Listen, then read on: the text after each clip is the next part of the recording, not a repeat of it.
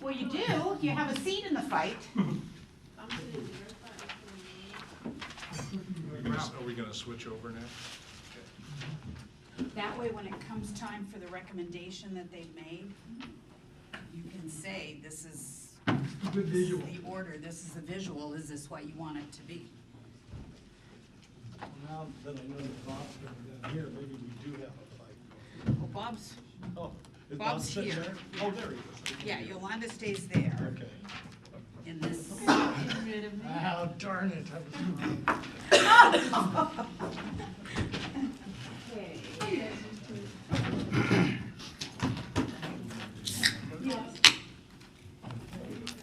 All right, it is after 6. When everyone gets seated, I'm going to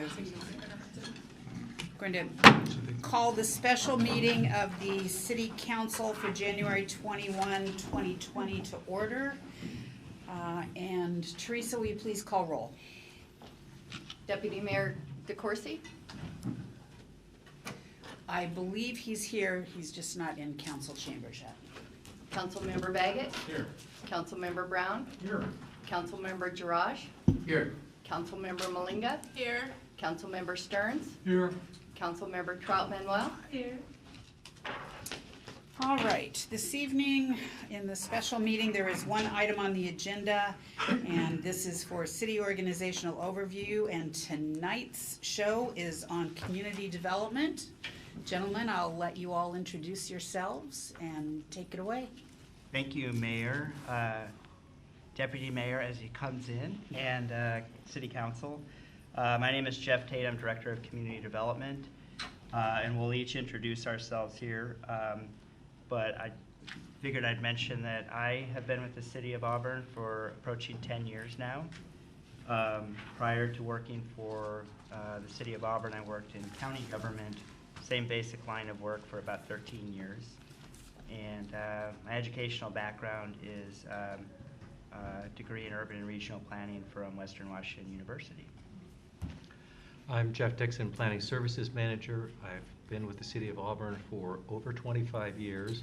Started out as an assistant planner and used my skills in education to progress and to continue to add value to the organization. And I also have a degree in urban and regional planning from Western Washington University. I'm Jason Crum, Development Services Manager and the City of Auburn's building official. I've been with the city for 6 years, and by trade prior to coming to the city, I was a professional engineer with a bachelor's degree from UW in civil engineering. My name is Chris Barrick. I'm the Code Compliance Supervisor. I've been with the city a little more than 5 years now. Don't hold any degrees, but have been in a lot of different environments as far as customer service and enforcement with school district security for more than 23 years. And I'd also like to introduce Steve Sturza, who's in the audience. Steve is the Development Engineer Manager within the Department of Community Development. He'd be up here joining us, but he's got an airport call he's got to make in about 10 minutes, but at least wanted to step into the room and introduce, put a name and face together. So, our presentation tonight is about 35 minutes or so. So there should be plenty of time at the end for questions. We're also comfortable answering questions along the way.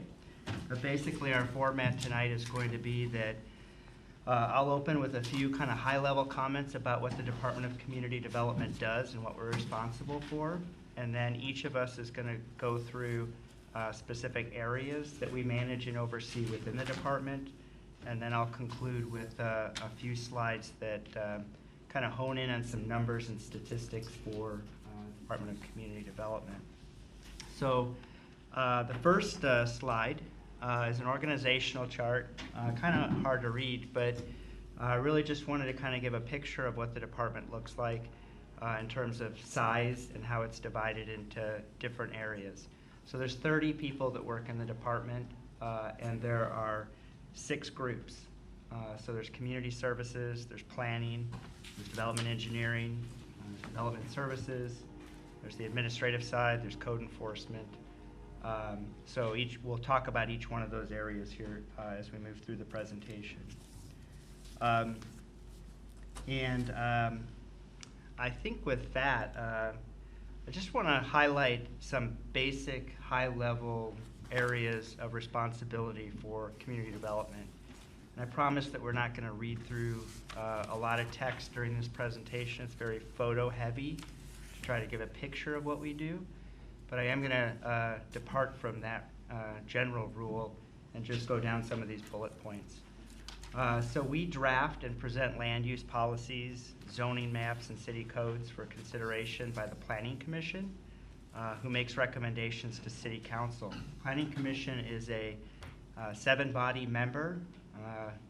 2 of our City Council members served on Planning Commission in the past, and they are volunteers that are ultimately appointed through mayor selection and council ratification. And it's one of the unique committees or commissions in city government because it's actually a requirement under state law that a city have a planning commission. So planning commissions deal with all of the growth and zoning and development regulations, things of that nature. And they hold public hearings, and you're going to experience that in 2020, where they hold public hearings and they make a recommendation that gets transmitted on to the city council for consideration. We review development proposals from private developers for adherence to city code and city policy. During construction, we inspect those projects as they're coming out of the ground to make sure that they're being built in accordance with the plans that were approved. We respond to concerns that are raised by our residents and members of our community about things that are happening on private property. We review and issue city business licenses. We support the Planning Commission, but we also support the hearing examiner, which is a kind of like a judge on land use decisions. We're going to actually have a focus session later on in the year to talk all about the hearing examiner process and who that is and why it is set up that way.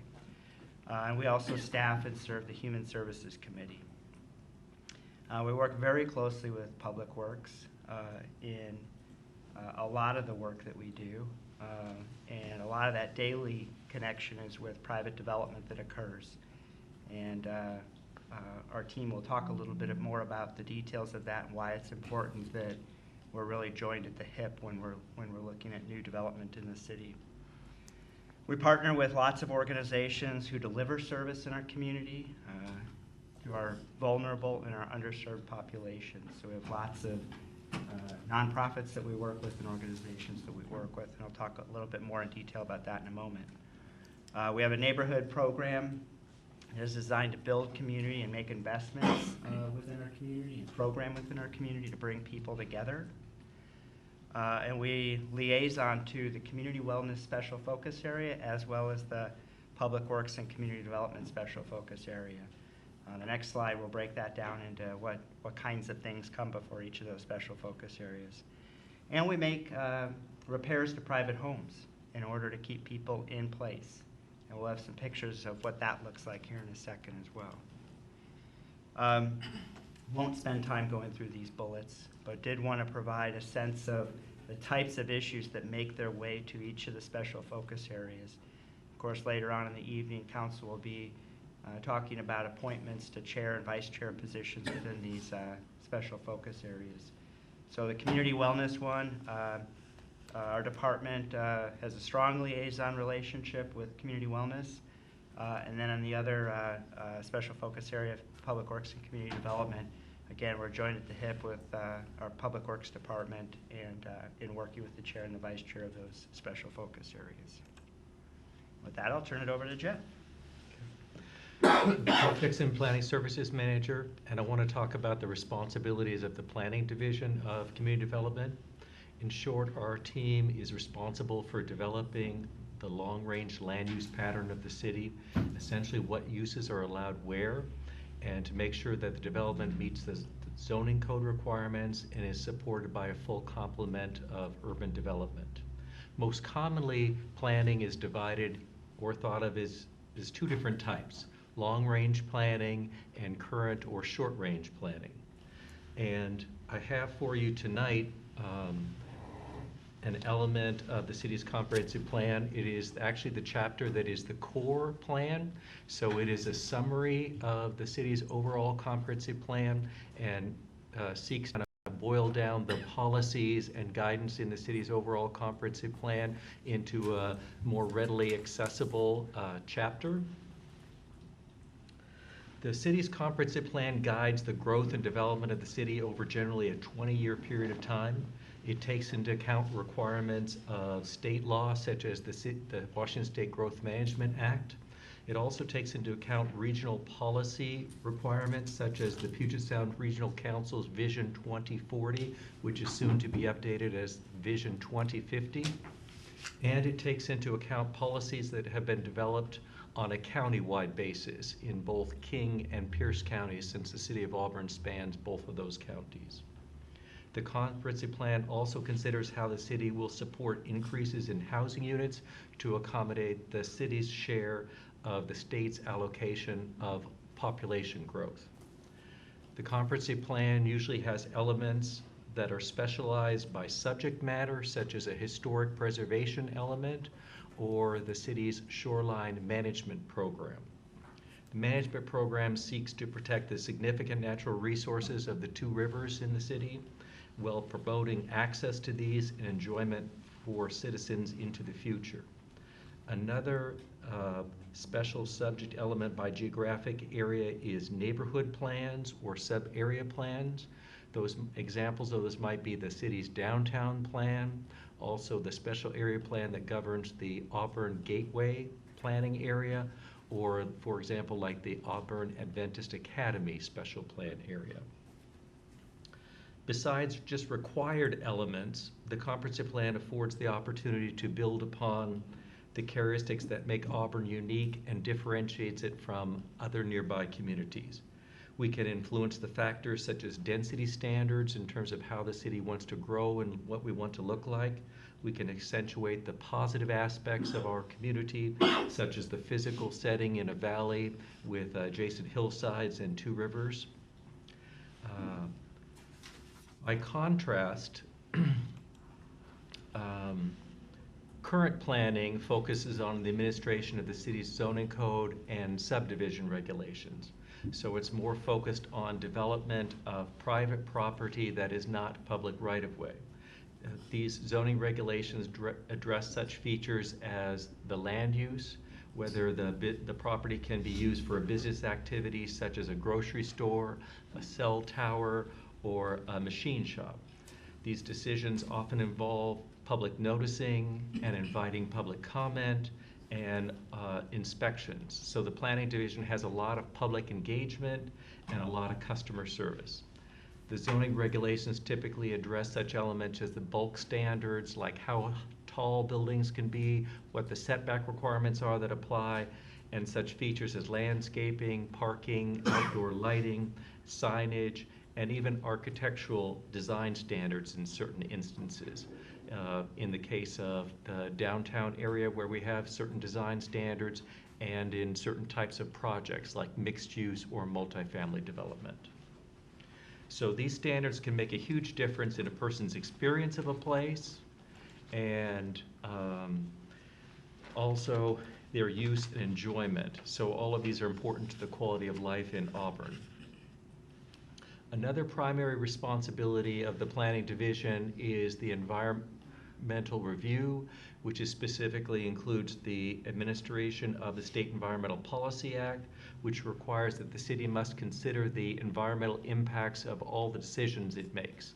So this generally affects the decisions, all but the smallest of decisions, and we have to prepare those decisions in writing and make them public available and observe a public comment period on those decisions. So the team is also charged with enforcing the city's critical area regulations, such as the regulations that apply in steeply sloped areas, that apply to our rivers, streams, and wetlands, and aquifer recharge areas in order to protect life and property values. Other responsibilities of the planning division include the facade improvement program. There's a few slides on the right-hand side that show a couple of projects that have been done with the facade improvement program. and some of the work in downtown, and are shown by the two slides on the left side. The Planning Division does many other duties as assigned. So it's strangely ironic that the planning staff are both thought of as good and evil. We're thought of as good stewards of the environment when we uphold those environmental regulations and protect critical areas and endangered species for future generations, but we can sometimes be thought of as ruining the environment when we approve nearby development that somebody doesn't like in their backyard or nearby property, and they're resistant to change. So with that, I will pass it on to Jason. Thanks, Jeff. Again, I am Jason Crum, Development Services Manager. So I'm gonna do a brief overview of kind of three separate areas of development services. So there are two depicted on this slide. On the left, that is the building team, and on the right is the kind of the permit center team. So I'll start with the permit center team. The three permit technicians they're really the hub of all of the development activity and applications that we receive in our department. They're the kind of the initial and primary contact for our applicants and our customers. They are responsible for facilitating the receipt, acceptance, and routing and record management for our applications. And I'll talk more about kind of credentials as we go on. In community development, we have more than 45 types of applications, and then 100 different subtypes kind of within those types. So the permit technicians know a lot about a lot, so they kind of parse through all of those different application types and combinations and the required documents to help facilitate a quick review process. So make sure that all of our review staff has the documents that they need to move forward with that development review process. Two of our permit technicians are certified through the International Code Council, and I won't go into too much detail here, but there's some information on ICC. But essentially that organization is responsible for publishing the building safety codes that are the model codes that are adopted internationally within the United States, adopted by Washington State and the City of Auburn. There's some photos of our permit center. Just generally the permit technician team, like I say, they're responsible for working with staff, customers, our department, outside of our department, design professionals to see the permit process through from start to finish. So application, review, approval, and issuance. There'll be some statistics towards the end of the presentation, one of which piece of data shows that in 2019 there were over 3,000 permits issued by the city. So that team of 3 permit technicians were personally involved in every one of those.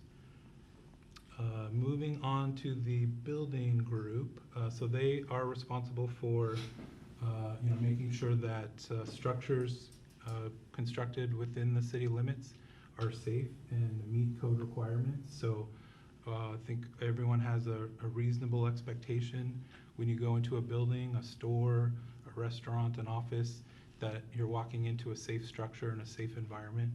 So that building team does their part to help ensure that that expectation is a reality here in the city.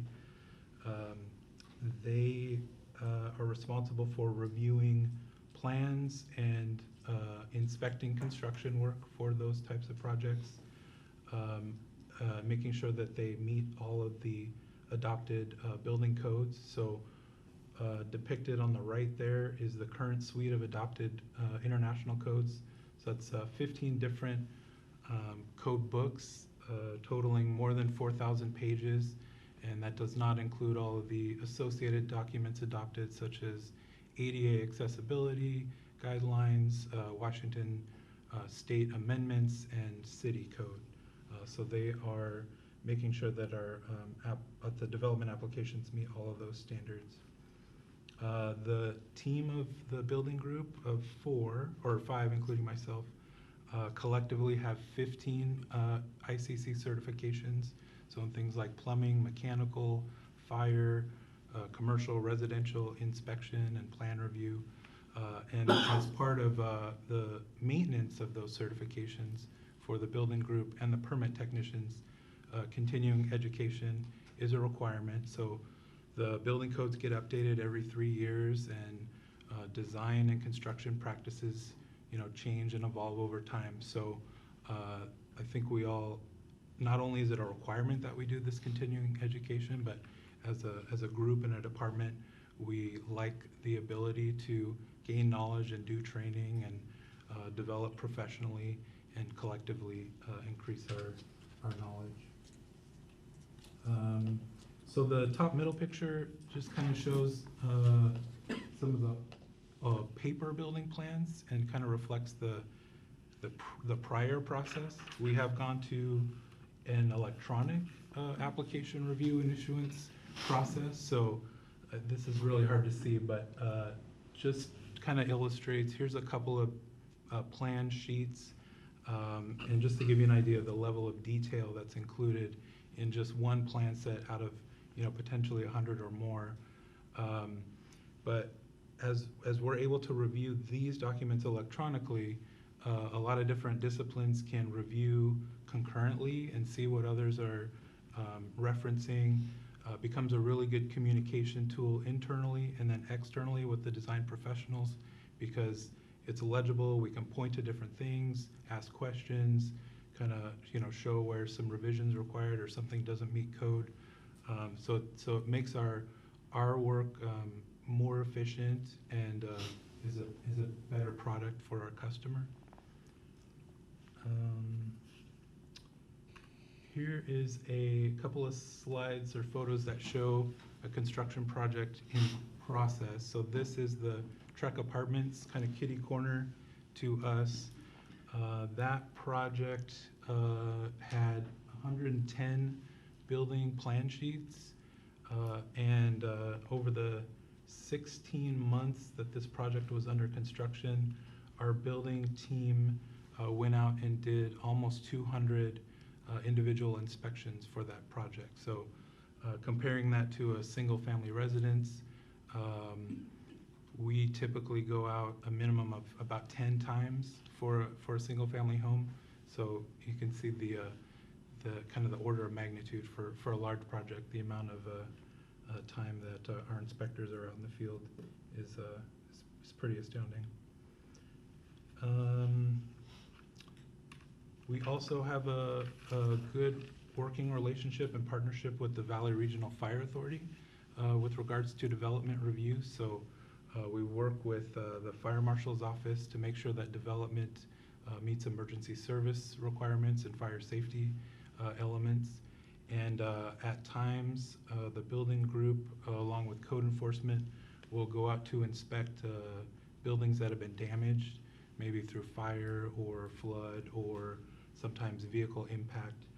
So we'll go out, kind of assess the magnitude of damage, make a determination on whether a building is safe to occupy or not, and then help the owner kind of understand what the next steps are to come in for repairs and permitting to kind of get them back on their feet as soon as possible. The next group is development engineering. So this group is responsible for, they're essentially the project managers for the civil design aspects of a private development project. They serve as the kind of the direct bridge between our department and Public Works. So they work in close coordination with all of the Public Works engineers and the city engineer. So our team of 3, two of our development review engineers are PEs, have their professional engineering license in the state of Washington. One is an engineer in training who no doubt will have her license before the end of the year. And two of our team members here are certified floodplain managers. And our third engineer will be pursuing that this year as well.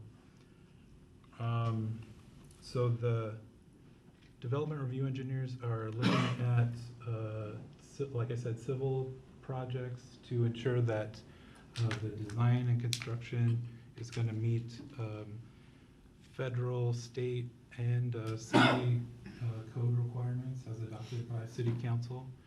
So they have to be versed with FEMA requirements, WashDOT, Department of Ecology, as well as Auburn City Code and our development standards. This project is one that's under construction right now, Copper Gate, up at the old Valley 6 drive-in site on the north end of town. You'll see that under construction for a while. This just represents one of 6 phases for that project. Consisted of, I think, 82 civil design plan sheets and almost 1,000 pages of reports and studies. And this project, this first phase, was almost 200 separate permits.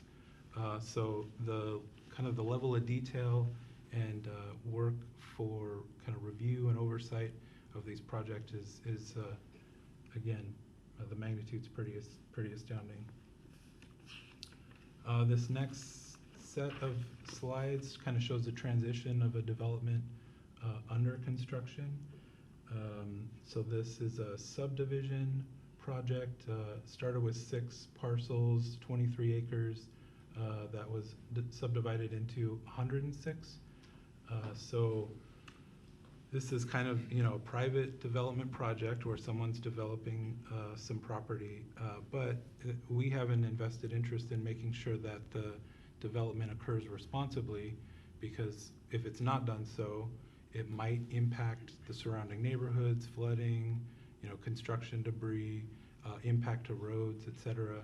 And the internal infrastructure that's going to support that neighborhood becomes under this city ownership and city maintenance responsibilities. So we and the development group is reviewing all elements of this project: the grading, storm, water, sewer, transportation, street lighting elements, to make sure that it's consistent with our standards, so that we're not, or the developer is not creating kind of an undue maintenance burden that would be inconsistent with our other kind of maintenance and operation practices and responsibilities. So our construction inspectors from Public Works will be out at this project site during the construction of these civil improvements, and they'll check back in with the development engineers from time to time, clarifying design elements, if there are changes, etc. And then once the city has inspected everything and is satisfied that the construction is consistent with our standards, we will take over ownership of that infrastructure, and then it becomes the city's. On this slide, this is another example of a private development. It's a multifamily site up on Lee Hill, Promenade Apartments. So another private development, but there were significant road improvements along the frontage. There were extensive water, sewer extension to support the proposal, as well as a sewer lift station that was necessary based on the elevation and topography of this location. 2019, I believe there were about 7 miles of utility improvements or extensions associated with development, as well as 3 miles of public road improvements or extensions, and about the same quantity for on-site private utilities and private road extensions. So development brings these improvements. And then as part of the process, this last slide just kind of shows that all of the as-built conditions and locations get provided to the city so that we can input it into our GIS system and reference for the future maintenance and just future reference for design extension.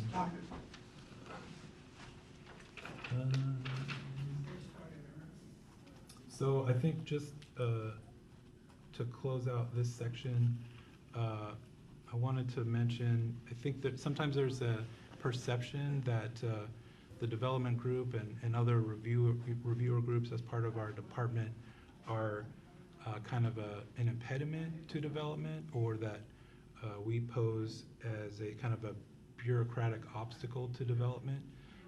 But we don't see ourselves that way.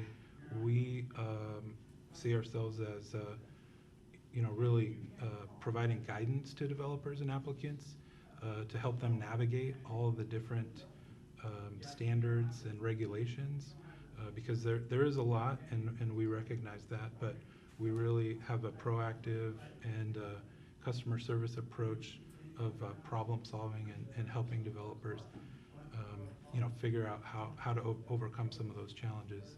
We all want to see these development projects come to fruition and be approved, so we just want it to be done responsibly and make sure it's done consistent with the standards and codes. And then lastly, we don't all live here in the city of Auburn, but we all spend a significant amount of time here, and we consider Auburn to be our city. We work here, we shop here, we eat here, we play here. So we feel like we're part of the community and feel that responsibility to make sure it's done properly. So I'm gonna sit in for Joy Scott, who's the manager of community services. Joy is out on leave this week. So she and in her program manage really kind of three areas. One is human services, one is housing home repair, and the other is neighborhood programs. So human services is an area of city service that is funded by both the general fund and federal community development block grant funds, so CDBG funds.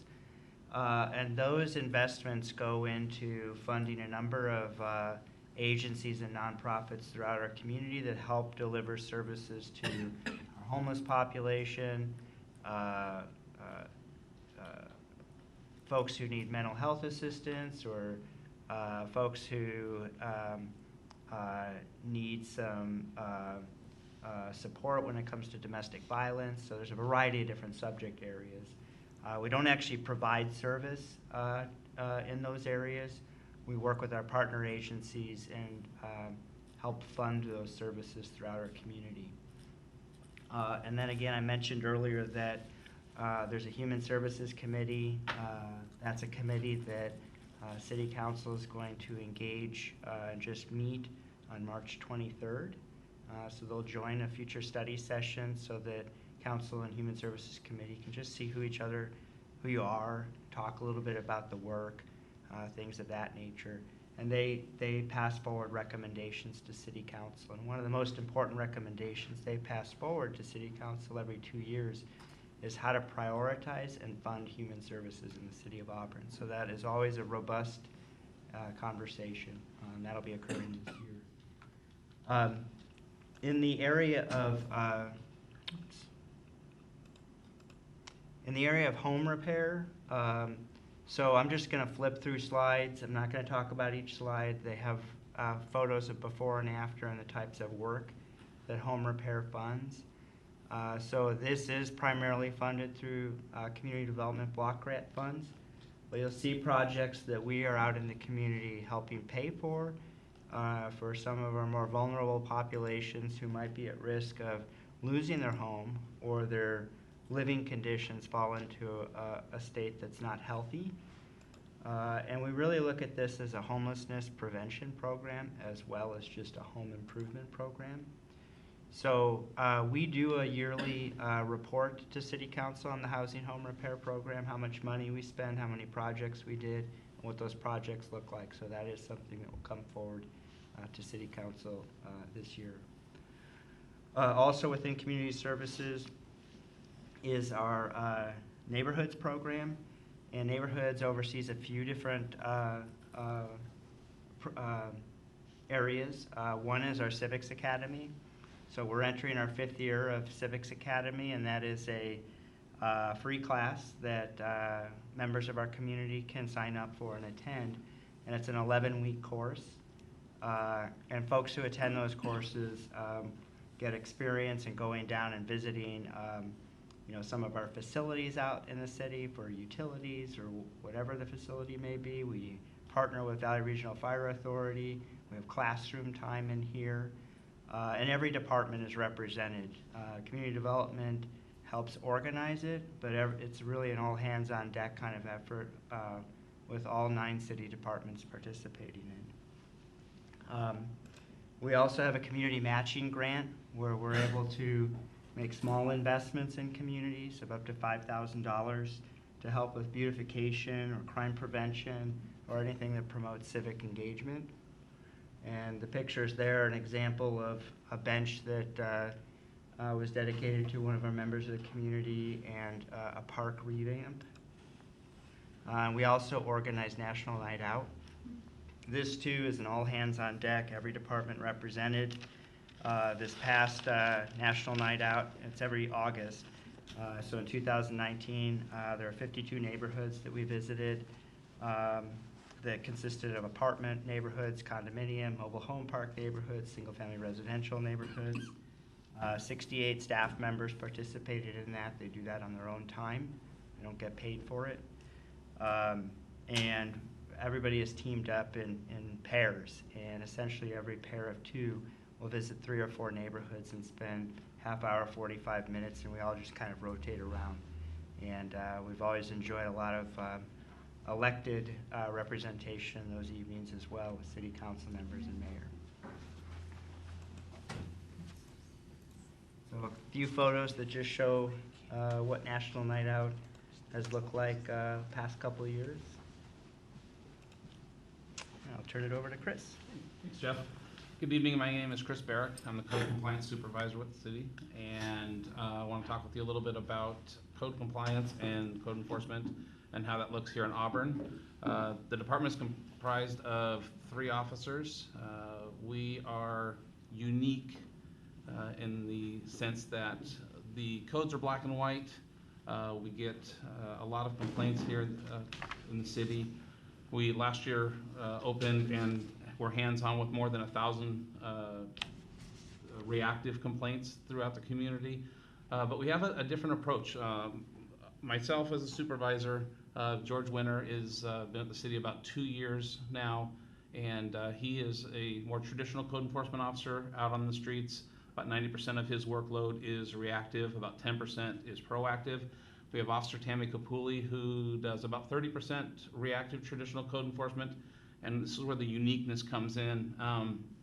She spends about 70% of her time with community outreach and education, dealing with lots of different situations to our most vulnerable residents here in the city, as well as our multifamily manager training class, which is a requirement to hold a rental license here in the city.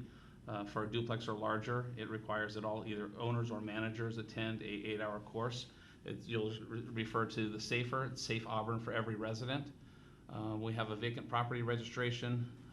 Tammy's also responsible for dealing with magazine articles that come out quarterly in the Auburn Magazine on different subjects. And then we go into our traditional code enforcement, junk, litter, debris, inoperable vehicles. Some of these in this next slide will show kind of some examples of that. What we see, none of these are, shouldn't say none of them, the bottom right of the 4 is in our community. But when we go out, we don't know what we're going to see. It could be tall grass that doesn't meet our city code, which is 6 inches, so it could be a few inches out, or sometimes it's 2 or 3 feet tall. Different situations, as you can see in the upper left corner, with junk, litter, debris, outdoor storage, things that don't meet our city code. There's 198 chapters of city code and about 400 plus chapters of international code. Although we are very well versed in a lot of the city codes, when it gets into the deep international codes as far as building codes and development, things like that, we partner very closely with our colleagues here. We may go out to a home and take some photos get a little bit of information from the occupant or owner, and let them know that we're just not 100% sure we're gonna come back, we're gonna gain all the information that we need to gain to make an informed decision. We'll talk with staff to find out, is this a violation or is this not a violation? And then we go back out and we work with that owner or resident to try to figure out a way to get from A to Z in a timely manner, and gain compliance. Another issue here in our city is graffiti. As you can see, working from left to right, kind of what we deal with on the left two slides or photos, and you know, whether it's gang graffiti or just artistic taggings. When that happens here in the city, it's kind of an all hands on deck. As you can see in the middle four photos, we have Auburn Police Department that comes out and helps us cover it up.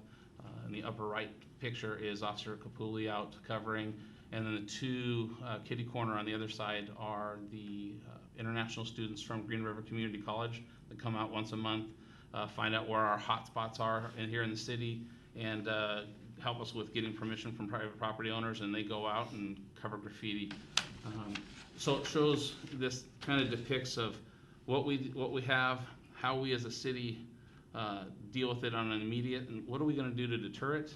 We've looked at some new kind of through CEPTED, it's crime prevention through environmental design, bringing a legitimate use to a spot where there's illegitimate uses, being graffiti. The upper right corner is a mural that's currently being painted on the F Street underpass. If you have not seen it, it is absolutely spectacular. That is the finished side. They will be working on the other side as soon as the weather warms up a bit and the paint will stick. Another way that we're doing that is throughout the city, we're wrapping the city utility signal boxes with art. Graffiti, they want to send a message, whether it's a gang message or just a message of, hey, I'm artistic and I know how to paint bubbly letters. When you have murals and art on things, that will deter that because they can't get their message up because it gets lost in translation. In a nutshell, that upper picture is really a lot of our job. We are the referee between private property owners. We get a complaint regarding a property, we go out, we mediate, we educate people. At the end of the day, we're after compliance. One thing that I would like to leave with everybody here tonight is that the three officers in our department are extremely compassionate. We understand that people are people.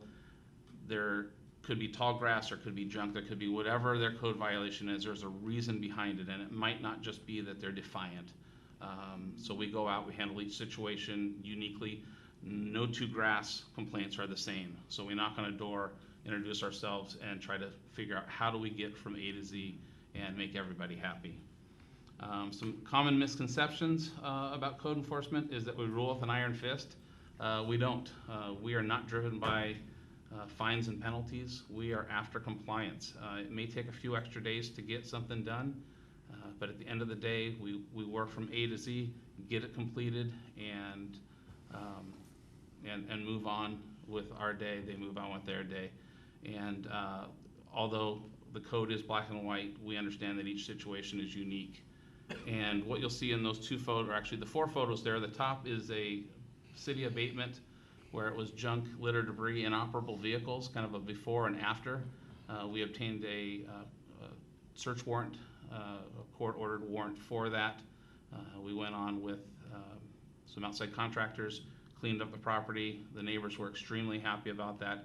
And then this is that one or few situations that we run into where we have to impose penalties, impose liens, and attach that to the property. And then the bottom three pictures, it's hard to tell, but it's a house that was burned down. There was no ownership on that.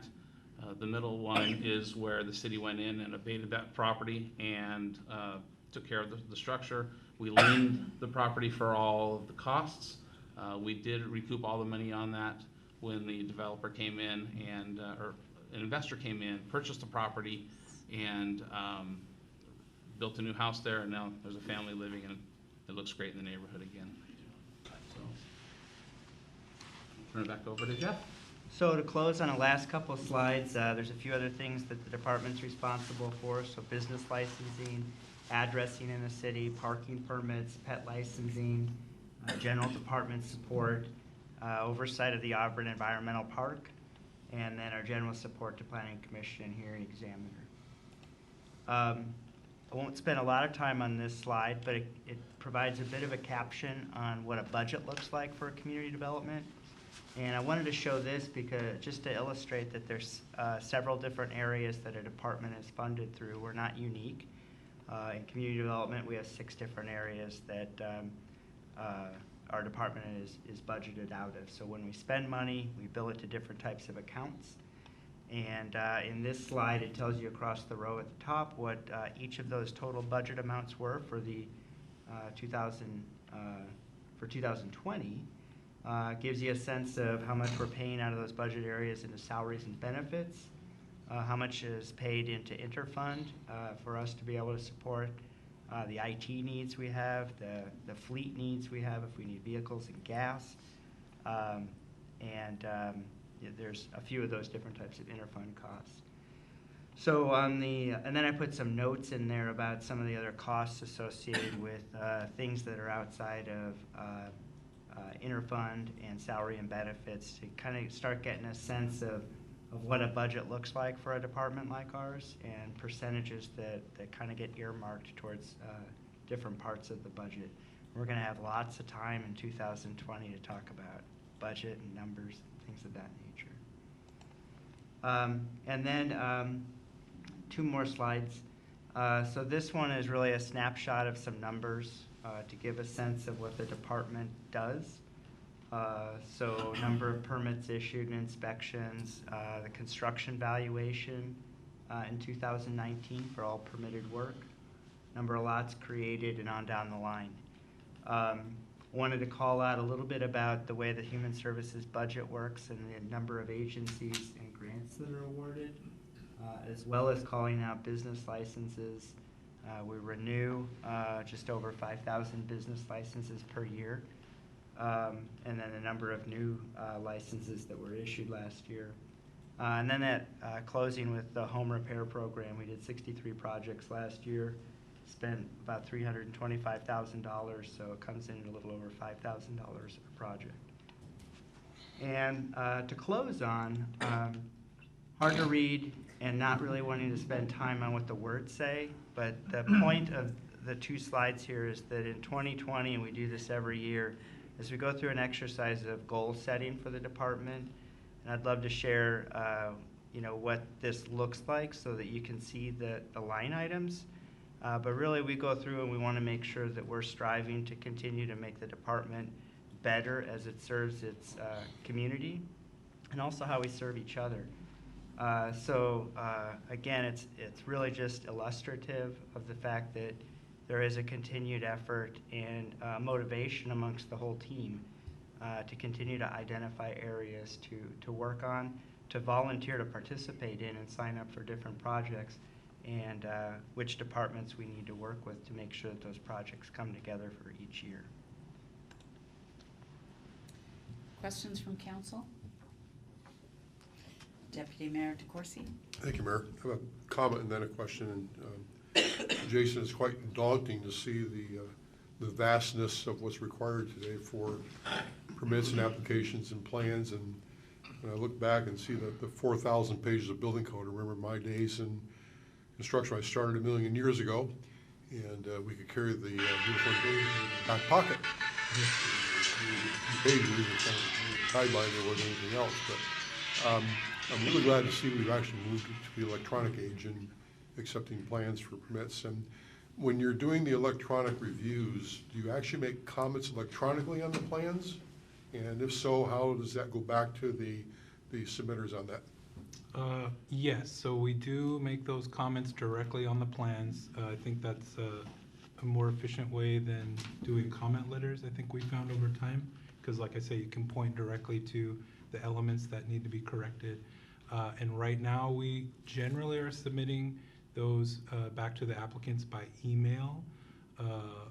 Most of us in our department also have Dropbox accounts where we send documents back and forth with design professionals that way at times when the files get really large. And then we hope this year to be working with IT to kind of set up a more convenient online portal for the customer, so those documents can kind of be exchanged a little more seamlessly than now. But it's a work in progress. But Other questions? Councilmember Brown, Yes, microphone. Thank you, Mayor. I was thinking about some of the things that we're facing as a community, as a state, as a nation, as a planet, particularly around climate change. How has that impacted, if at all, the work that you do? Are you seeing changes to codes or? I'll take this. So it's an ongoing topic of conversation. Has it manifested itself into code changes? A little bit. So I mean, as an example, in the building code, the energy code portion of the building code continues to get refined, to make sure that that part of societal contribution to climate change is being continually mitigated. Does it fully mitigate? No, it doesn't. But each code cycle, and the building codes update every 3 years, those have an improvement in that area, as well as our stormwater regulations and the fact that we have to, we're faced with requirements to deal with stormwater on site rather than shipping it off site. And so there's a whole collection of things that are contributing to a positive direction.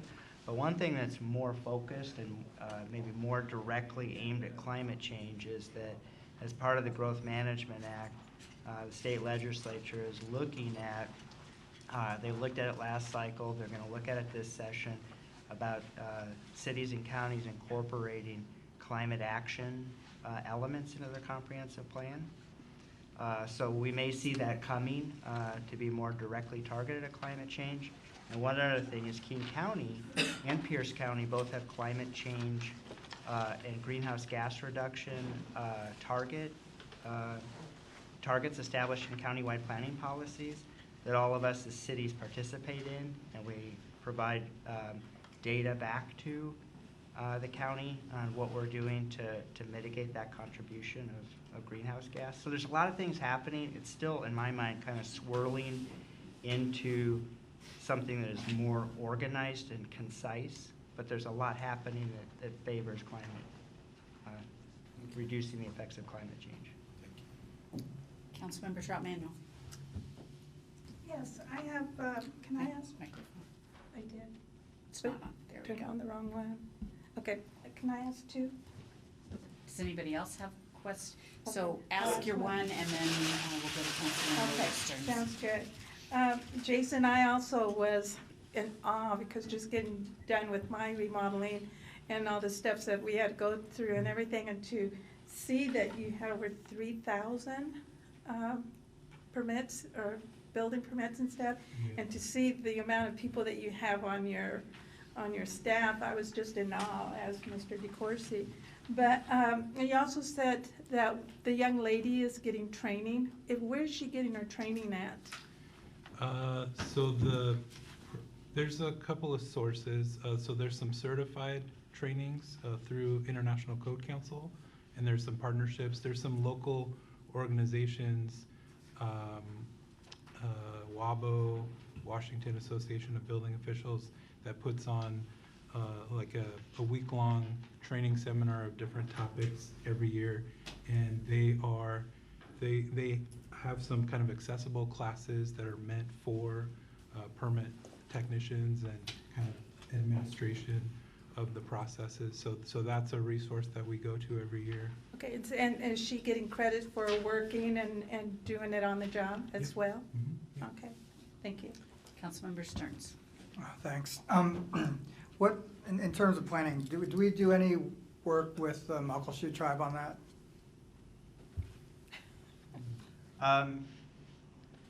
We do some coordinated work probably that's more project focused.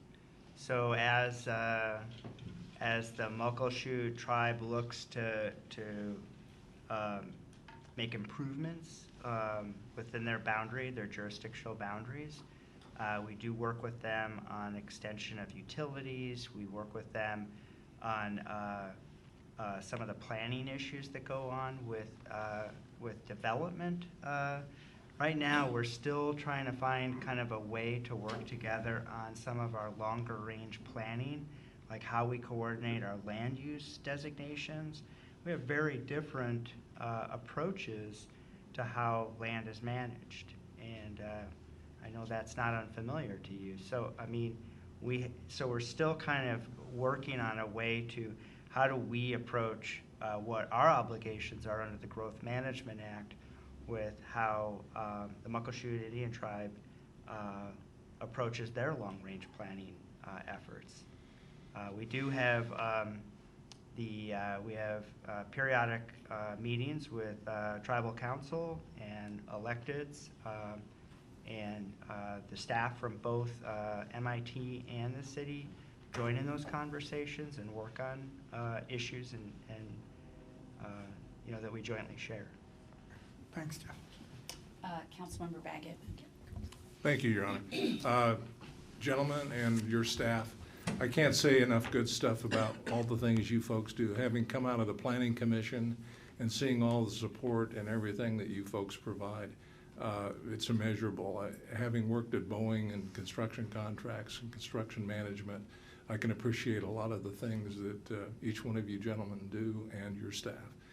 And I specifically was looking at Chris's slides there to see if any of my campaign signs were out there. But thank you all for all you do. In all seriousness, we had to dig and find a picture that didn't have any city council or mayor signs in the mix. It would be appropriate. Thank you. Councilmember Trout Manuel. Thank you, Mayor. The other one goes to Chris. Since I love the painting that you did on the bridge, under the bridge and stuff, that's really nice. Has it been tagged yet? Okay. And then it's always, I have to say, I've been working with Chris on some issues, and they're so quick and they're so gentle. When they talk to the people, they show their respect, and they're always willing to work with the client and give them options. And they're, yeah, you are forceful in the way, but you're not. And I just love your whole group, because you guys are all the same. So I just want to say thank you. Thank you, I appreciate it. Any other comments or questions? Councilmember J. Raj. Chris, I have one question for you. I go south, just trying to get my bearings right, towards Lakeland. And before the bridge, where the river runs, there's a, what do I want to say? A community that's run down. So what are we doing about that? Outside of our jurisdiction. Oh, is that? Yeah, it's Pacific.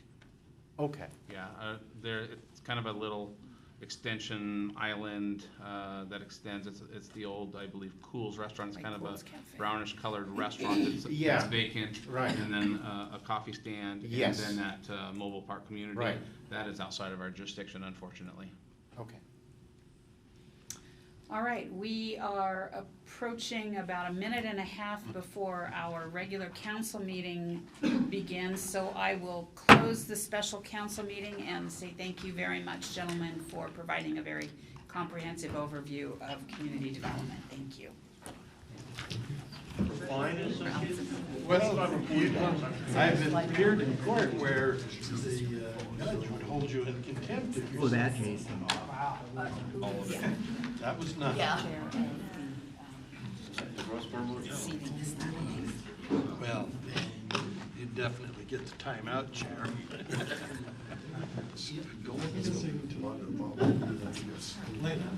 Oh, okay. Just an hour or so. No, I mean, holding cell's bad enough for anybody. Especially if you have to check your gun in first.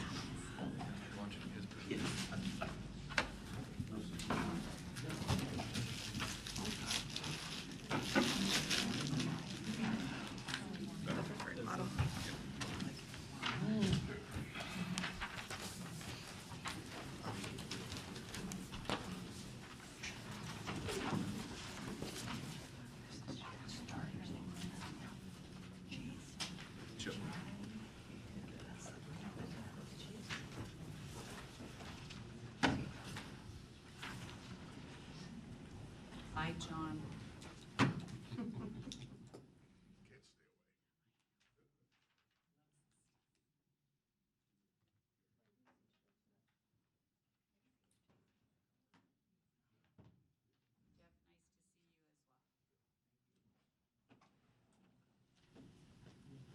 nice to see you as well. Nice to be seen rather Recording than has started.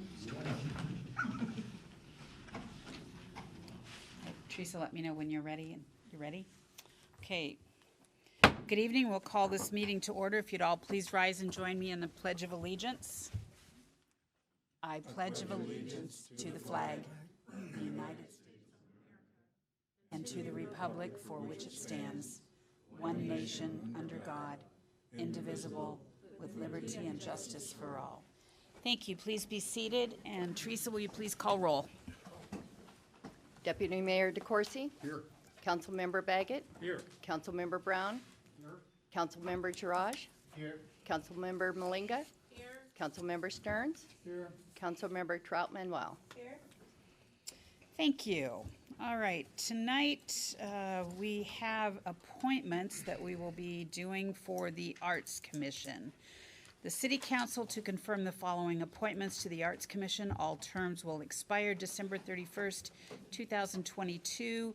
And for any of you that are here tonight, and I apologize if I mispronounce your name, it is never my intent to do so.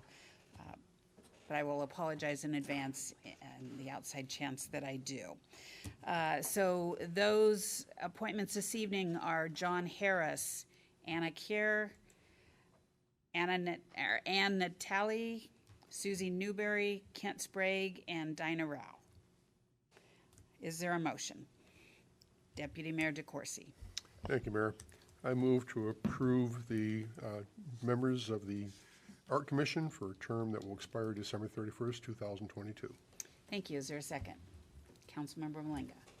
I'll second that motion. Thank you. Deputy Mayor DeCoursey, any comments? Just really quick, thank you, Mayor.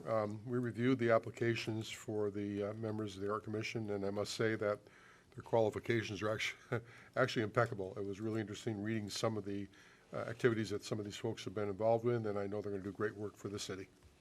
Thank you. And are any of you out in the audience this evening? Excellent. Thank you all so much for being here this evening. Did I do okay with names? Yes? All right, thank you. Are there any comments or questions from council? Hearing none, all those in favor of the appointments to the Arts Commission, please say aye. Aye. Those opposed, please say no. Passes. Thank each of you for your dedication to our city, and we are going to keep you busy, I can guarantee it. So thank you for your dedication and your expertise.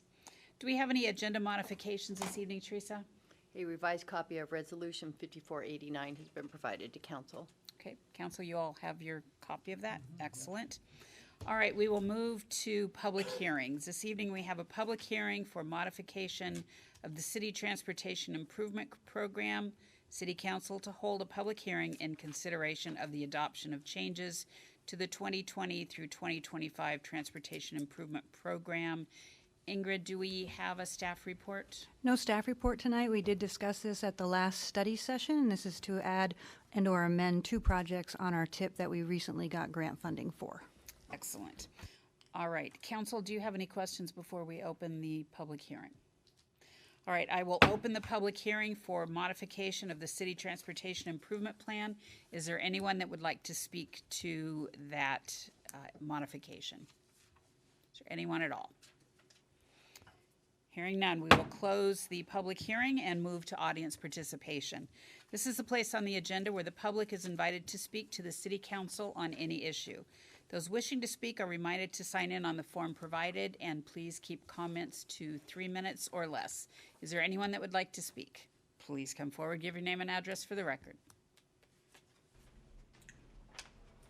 Good evening. John Holman, 11603 Southeast 322nd Street. You have been Auburn. waiting to do this for so long. I have been. Dr. King visited Seattle only once. It was in November of 1961. I was in the 6th grade. The late Reverend Samuel McKinney, pastor of Seattle's Mount Zion Baptist Church, had invited him. McKinney and King had been friends and classmates at Morehouse College in Atlanta. Although Dr. King described the people of Seattle as having a progressive attitude, his visit was not without controversy. This is the 9th time I have read a Dr. King quote at the regular council meeting nearest his holiday. Today I am addressing you as a citizen expressing my First Amendment right of free speech. I wish to offer you, the elected representatives of Auburn who act on our collective behalf, advice from the great Dr. King. This passage is from a speech titled A Proper Sense of Priorities. Its target audience was Congress of the United States. It was given in Washington, D.C. on February 6, 1968, just 2 months prior to his assassination.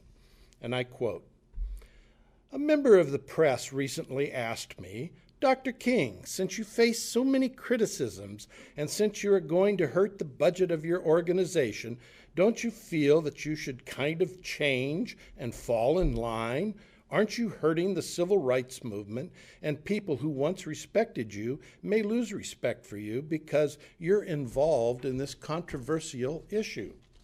Nor do I and I had to look with deep understanding of why he raised the question, and with no bitterness in my heart, and say to that man, I'm sorry, sir, but you don't know me. I'm not a consensus leader. I don't determine what is right and wrong by looking at the budget of the Southern Christian Leadership Conference, nor do I determine what is wrong by taking a Gallup poll of the majority opinion. Ultimately, a genuine leader is not a searcher of consensus, but a molder of consensus. Now here's the meat. Cowardice asks the question, is it safe? Expediency asks the question, is it politic? Vanity asks the question, is it popular? But conscience asks the question, is it right? And there comes a time when one must take a position that is neither safe, nor politic, nor popular, but one must take it simply because it is right. I hope you find strength in Dr. King's words, because as an Auburn City Council member, you will be called upon to act courageously. You will be tempted to act quickly without due deliberation or sufficient thought to the potential for unintended consequences. You will be enticed to act simply because a lot of people show up here and express themselves forcefully.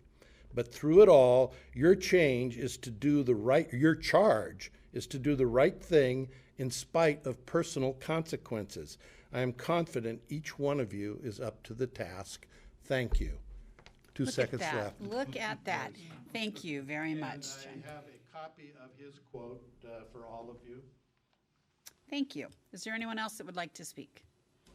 Please come forward, give your name and address for the record.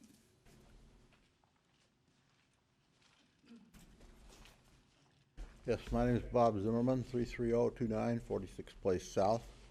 By the way, I'm not incognito. These lights are a migraine issue for you council members. I would like to congratulate you on your election, and I'd like to speak about safety issues that have not been addressed by the city.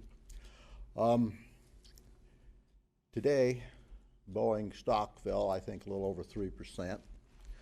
And I'm sure you're all aware of where ignoring safety standards has got them. And you have to wonder, why does this happen? You have to look to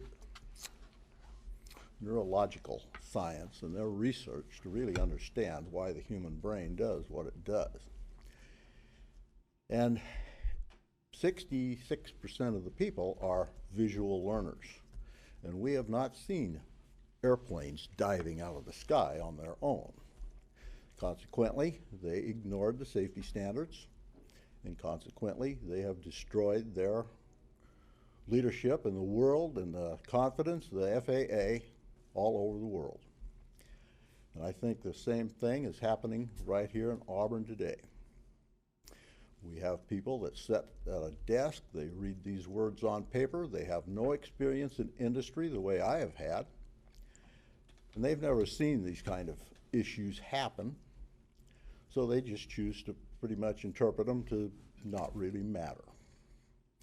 Now, if you're going to put people's lives at risk, you're not going to have a positive outcome. But some of you have said that you intend to make Auburn a better place. And I can guarantee you that you'll have ample opportunity to do it. I'll leave you with a quote from Martin Luther King, since yesterday was his holiday. He who passively accepts evil is as much involved in it as he who helps perpetuate it. He who accepts evil without protesting against it is really cooperating with it. There is nothing more evil than putting people's lives at risk, whether you're aware of the fact that you're doing it or not. Thank you. Thank you. Is there anyone else that would like to speak?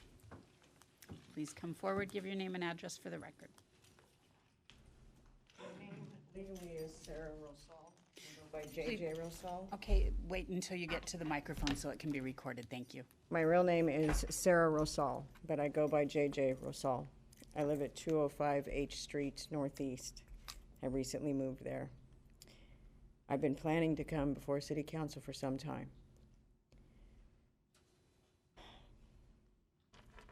I really would appreciate if people could just be open-minded. I would like everybody here to pick a Thursday, one Thursday in the next 4 weeks. And know that you can't change that Thursday. I want you then to pick the hour of 1 or 3 o'clock and know that no matter what happens, you don't get to change that time. And then I want you to gather 1 load of laundry.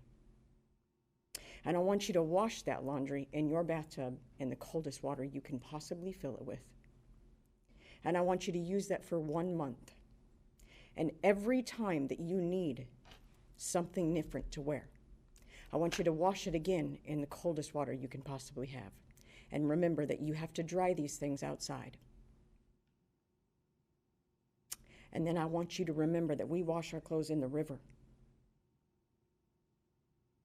And we live in the mud.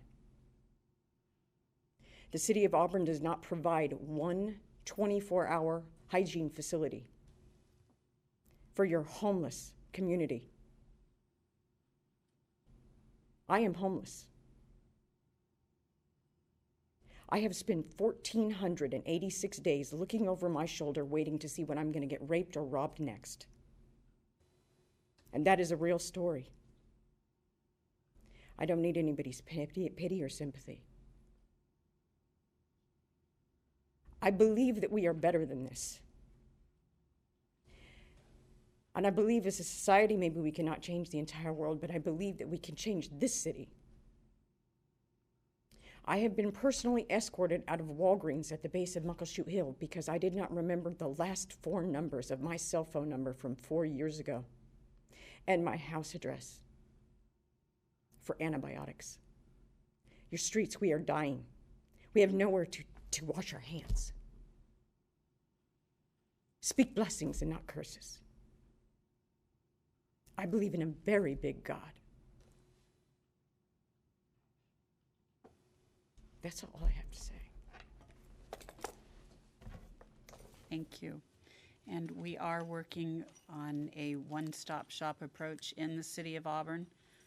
There also is an overnight shelter and a day resource center that are available currently for individuals who are interested in utilizing those services. Okay. All right, is there anyone else that would like to speak? Hearing none, we will move on. Teresa, I don't believe we have any correspondence this evening. No, Your Honor, we don't. All right, Council Ad Hoc Committee reports. Council Ad Hoc Committee chairs may report on the status of their ad hoc council committee's progress on assigned tasks and may give their recommendation to the City Council, if any. We currently have 2 ad hoc committees, the first being Finance, and I believe Councilmember Baggett is the chair of that committee. Thank you, Your Honor. Well, we went out of 2019 in a banner year because we really wrapped up a lot of things that needed to be paid for. So 2019, we expended about $4.3 million worth of expenses. And in 2020, so far through January 21st, we have expended $1.8 million for a total of $6.1 million. Payroll vouchers for the period of January 1st through the 15th of January, we expended $2.3 million. Now these vouchers, the claims vouchers and the payroll vouchers were reviewed by the Finance Committee. Councilmember Stearns and myself reviewed these vouchers, and the ones for 2019 numbered 165 pages worth of vouchers. So there were a lot of expenses that were incurred, all valid and all very, very well needed for our city to keep it operating. So that is my report. Thank you. And we also have a council dais seating arrangement ad hoc committee, and that would be Deputy Mayor DeCoursey. Thank you, Mayor. Myself, along with Councilmember Baggett and Councilmember Trout Manuel, met. And as you see the seating arrangement here tonight, to my left, Councilmember Trout Manuel, Councilmember Brown, Councilmember J-Raj. And to your right, Mayor, Councilmember Baggett, Councilmember Stearns, Councilmember Malinga. That was our determination of the seating arrangements for 2020. Thank you. And for council, you will have the opportunity to discuss and vote this evening under new business, the seating arrangement. So, all right, thank you. We will now move to the consent agenda. All matters listed on the consent agenda are considered by the City Council to be routine and will be enacted by one motion in the form listed. Do we have a motion? Deputy Mayor DeCoursey. Yes, Mayor, I move to approve the consent agenda. Thank you. Do we have a second? Councilmember Trout Manuel. I second that, Mayor. Thank you. Deputy Mayor DeCoursey. Thank you, Mayor. The consent agenda tonight consists of the minutes of the January 6, 2020 regular council meeting, the claims and payroll vouchers as described by Councilmember Baggett, and Public Works Project number CP 1823, a change order for contract 1920 for storm repair and replacement project. Thank you. Are there any questions? All those in favor of the consent agenda, please say aye. Aye. Those opposed, please say no. Passes. All right. We do have unfinished business this evening, and that is special focus area appointments, approval of the 2020 special focus area chairs and vice chairs. Do we have a motion? Deputy Mayor DeCoursey. Yes, Mayor. I approve the assignments of chair and vice chair for the special focus areas for 2020. You want to move to approve? I'm sorry. I move to approve. Okay. I didn't say move, did I? You said, no, you said you approved. No, I will move to approve. Okay. Do we have a second? Councilmember Baggett. I second that, Your Honor. Thank you. Deputy Mayor DeCoursey. Thank you, Mayor. And after moving, so we have the assignments for our 4 special focus areas. So we have determined that under community wellness, Councilmember Trout Manuel is the designated chair. Councilmember Malinga is the designated vice chair. For finance, technology, and economic development, Councilmember Baggett is the chair, and Councilmember DeCoursey as the vice chair. That would be the deputy. Deputy Mayor, I'm sorry. I'm all messed up tonight, aren't I? No. For Public Works and Community Development, we have Councilmember Brown as the chair and Councilmember Stearns as the designated vice chair. And lastly, for Municipal Services, Councilmember Stearns as the designated chair and Councilmember J-Raj as the designated vice chair. Thank you. Questions or comments from council? Hearing none, all those in favor of the 2020 special focus area chairs and vice chair appointments, please say aye. Aye. Those opposed, please say no. Passes. And council, there is a director that is the focal for each one of your special focus areas, and the goal is to schedule regularly occurring meetings for you to discuss topics for each of your SFAs. All right, moving on to new business. Tonight we do have one item for new business, and that is the seating arrangement that you heard from Deputy Mayor DeCoursey under the ad hoc committees. Deputy Mayor DeCoursey, do you have a motion? I do, Your Honor. I move to approve the seating arrangement as designated by the Seating Arrangement Ad Hoc Committee. Thank you. Do we have a second? Councilmember Brown. Thank you. I second that motion, Mayor. Thank you. Deputy Mayor DeCoursey. Thank you, Mayor. As I mentioned earlier, the seating arrangements as we see are those as designated by the Ad Hoc Committee. Thank you. Are there questions or comments from council? This is your time, if you don't like where you're sitting, to have that discussion. It's not for sale. All right. Everybody has staked their claim to their positions for this year. All those in favor, please say aye. Aye. Those opposed, please say no. Passes. All right. Under resolutions, resolution number 5484, a resolution authorizing the mayor to execute an agreement accepting a grant from the Washington State Transportation Improvement Board for design and construction of the 2nd Street Southeast Preservation Project. Do we have a motion?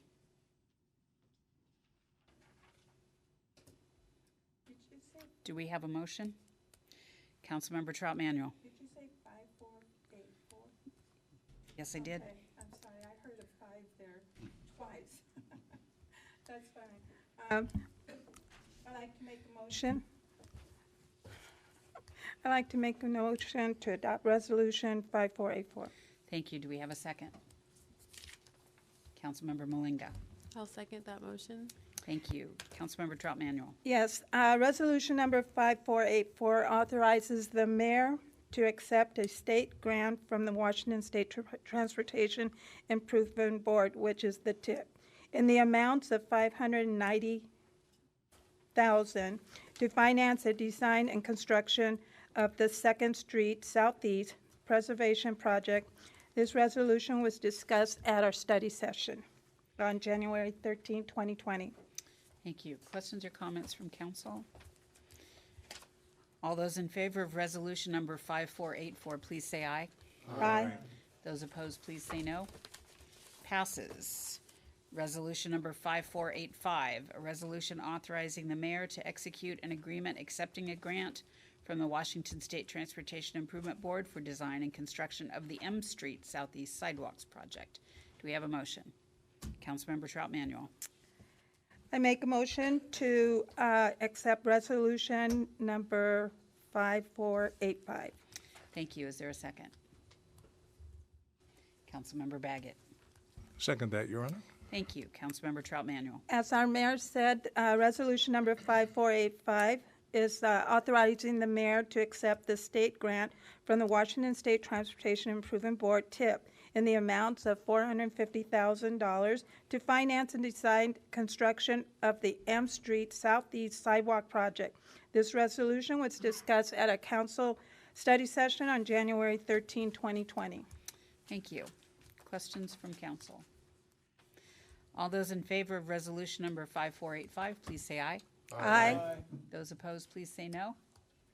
Passes.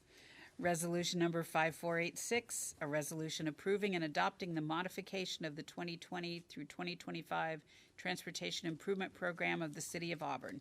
Do we have a motion? Councilmember Baggett. I move to adopt resolution 5485. 5486. 5486, sorry. Thank you. Do we have a second? Councilmember Malinga. I'll second that motion. Thank you. Councilmember Baggett. Thank you, Your Honor.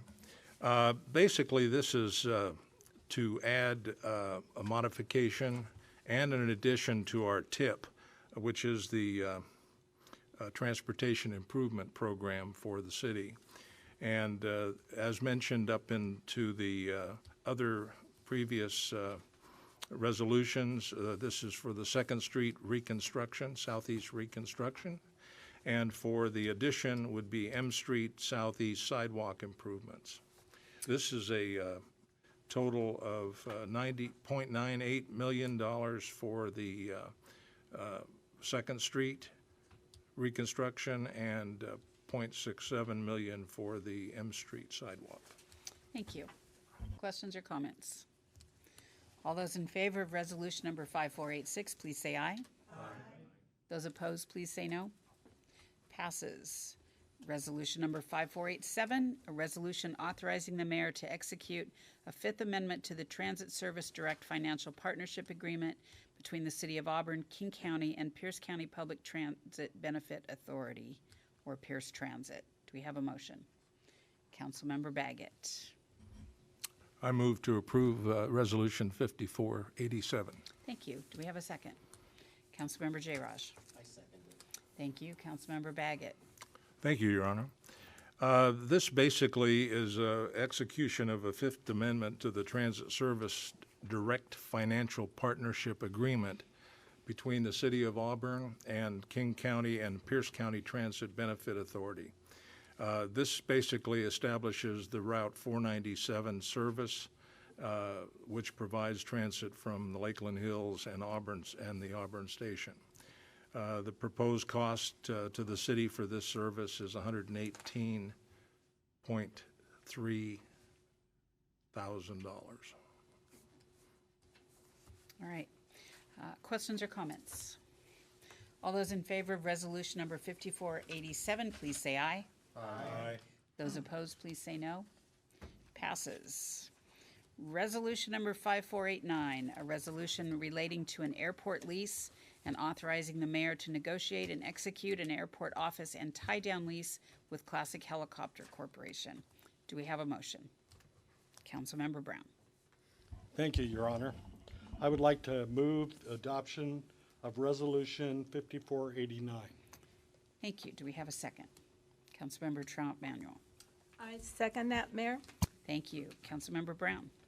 Yes, thank you, Mayor. This Resolution 5489 relates to an airport lease and authorizes the mayor to negotiate and execute an airport office and tie-down lease with Classic Helicopter Corporation. Classic Helicopter Corporation was an existing tenant at the Auburn Municipal Airport between June of 2016 and December 2019. Towards the end of Classic Helicopter's previous Auburn Airport term, Classic Helicopter was sold.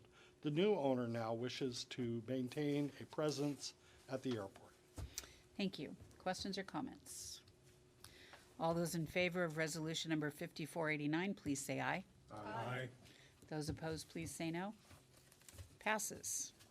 Resolution number 5493, a resolution authorizing the mayor to negotiate and execute agreements amongst the City of Auburn, Lexi LLC, and Auburn Professional Plaza LLC related to the development of property. Do we have a motion? Councilmember Stearns.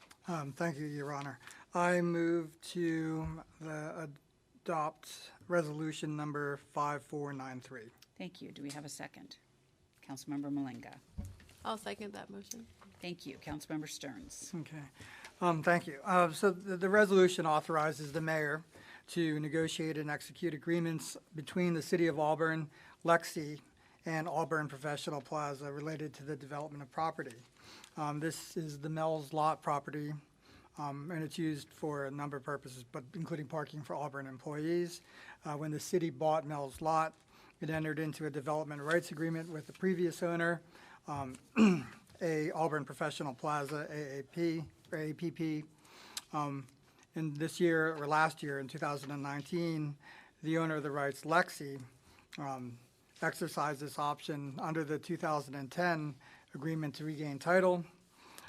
They proposed changes to the development rights agreement, and that requires the parties to amend the documents related to parking. So that's why we're doing this. Thank you. Questions or comments from council? Hearing none, all those in favor of resolution number 5493, please say aye. Aye. Those opposed, please say no. Passes. All right, we will move on to mayor and council member reports. At this time, the mayor and city council may report on significant items associated with their appointed position on federal, state, regional, and local organizations. We will begin with Deputy Mayor DeCoursey. Thank you, Mayor. On January 17th, along with our senior planner, Anthony Avery, I attended the King County Affordable Housing Committee meeting. We had a number of items on the agenda. It was a very packed full agenda, and we actually went over our time of discussing some of the items and ran short on taking some more information on a couple items we wanted to discuss. First, we had a report on the work plan for the committee, and one of the items on this committee is continuously working with stakeholders in the region to better identify the needs of affordable housing across the region and how we can build a greater case for looking at investments through various revenue sources, including formation of a revenue work group that will be formed to assist the Affordable Housing Committee in identifying those other sources of revenues. And also looking at taking advantage of some timely opportunities, perhaps, of how we could provide affordable housing in the region much quicker. There is a proposal by the staff that supports the Affordable Housing Committee providing a dashboard that will have metrics, methodology, and data sources, and various phasing items to help the Affordable Housing Committee in its decision-making process as we go forward in our approaches with things.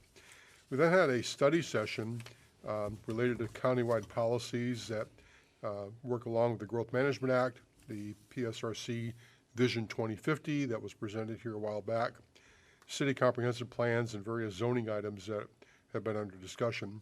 There are 4 items under this topic that we planned to discuss, and we only got through 2 of the 4, and we're actually having a special meeting in February to discuss the last 2 issues.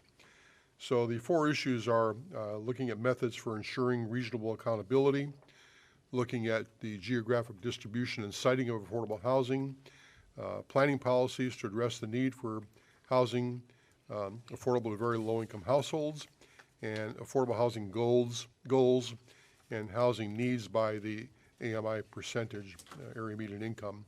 So the 2 items we discussed were items 1 and 2, and the 2 issues related to that are the methods for ensuring reasonable accountability. And the Affordable Housing Committee is looking at the possibility of overseeing and monitoring the regional progress toward meeting the goals of affordable housing. And the question was asked of the committee, should the dashboard be used to serve as a monitoring tool for this? And we did not come to a consensus on that at the meeting, so that discussion will continue. Secondly, we talked about the geographic distribution and siting of affordable housing. And one of the items in the criteria was looking at the responsibilities to meet regional affordable housing, and the question of whether this housing should be distributed evenly across the county, or should it be done by weighted measures, including various criteria such as proximity to high-frequency transit, proximity to jobs and wages, and/or projected growth. A number of the members weren't quite on board with this at the time, and quite a few of the people around the table actually took the term evenly distributed. And the second item was looking at housing to be dispersed equally throughout the county or in targeted areas of opportunity. The word equity kept coming up in this, and how we should have the housing distributed on an equitable basis versus more of an equal basis, or a evenly across the county. As our housing needs are different in all of our cities, we should be looking at what the cities are dictating versus what the committee as a whole would be dictating in this, and that will be the discussion in our next meeting. And lastly on that, what I wanted to talk about is I've been mentioning all along that over the past few years we have lost 80,000 units of affordable housing. That number has been revised, and between 2010 and 2017, King County experienced a net loss of 92,000 affordable housing units. The plan over the next 5 years is to construct or preserve 44,000 units of affordable housing, so falling well short. The number 44,000 comes from the need of the 5-year total of housing that has been identified in the region divided by 5. So we get 44,000 for the next 5-year period. And when we look at the loss of housing and we look at the need of housing, we as a committee are not quite sure how we're going to not only attain the goal of 44,000, especially when you look at the total number of units built in King County over the last 5 years. In comparison, about between 60 and 70% of that would need to be affordable housing. which is not quite possible in some areas with some developers not really willing to build that type of housing. So we have quite a bit of work ahead of us in looking at how we address this issue continuously and how we perhaps may look at recovering the 92,000 units of affordable housing that were lost. It's a daunting task, and it'll be quite a few discussions before we come to some sort of agreement how we're going to address this. And lastly, I want to say I really appreciate former council member Holman being here tonight and giving his annual Martin Luther King address for us. I was looking at doing something tonight, but I'm glad he was here doing it. But I do want to say, as I mentioned before, I think many years ago, one of my trips to D.C., I did some sightseeing, and one of the sightseeing trips was to go to the Lincoln Memorial and stand on the steps where Dr. King gave his I Have a Dream speech. And as you stand there on that plaque, and right now, you just get goosebumps. You know, this is a man who only lived on this earth for 39 years, and what he accomplished in 39 years and what he's accomplished in long-lasting and lifetime memories is uncomparable. But what he's done is he has left a legacy for generations and generations to come. And every time I think of him, I think of the words, "I have a dream." And when he talked about the dream of having his 4 young children be judged by the context of their character rather than the color of their skin, it's hard to believe that today, in 2020, we still have some of those issues going on in our country. And hopefully we can overcome that and we can become the nation that Dr. King dreamed of. Thank you. Thank you. Councilmember J. Raj. Oh, I'm sorry. I do have, thank you, Mayor. Last Wednesday night, we went to the SCA meeting with Councilmember Bob Baggett and Deputy Mayor DeCourcy. I want to thank you, Mayor, for encouraging me to go along when I came up here just to talk to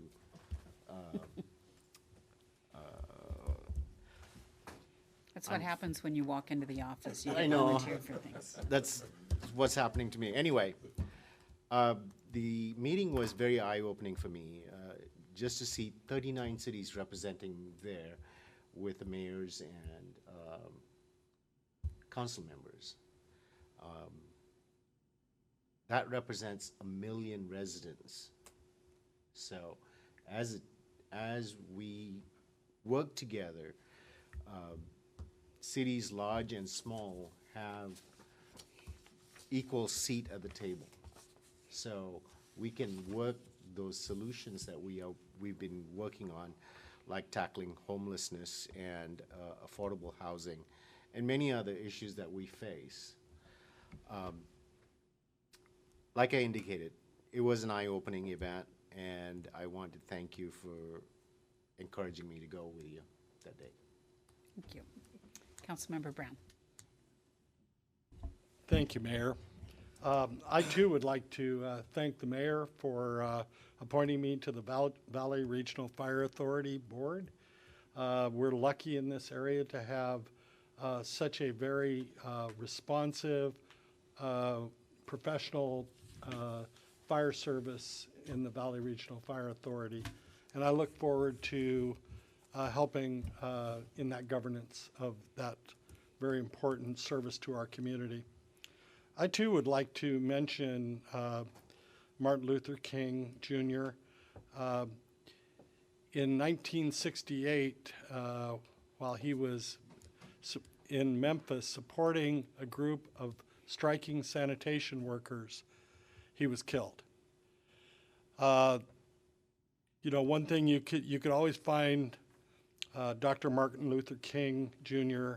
somewhere where people needed his wisdom, his leadership. And he died supporting workers who were fighting for a living wage. And in the labor community, and as many will know, I'm president of the Washington State Labor Council. We appreciate his leadership in that area. Thank you very much. Thank you. Councilmember Trout Manuel. Yes, my committee meetings are coming up here within a week or so, so I don't have a committee meeting, but us councils are invited to go to different events throughout the committee from other organizations, and I went to, on Sunday, the 11th, I went to the Worldwide Outreach. It's a new group that's coming to Auburn. They've moved here, and they're opening up a new church called Iglesia en Cristo, which is Church of Christ. It's a very young group. They found a place to hold their service at our community center. It was packed.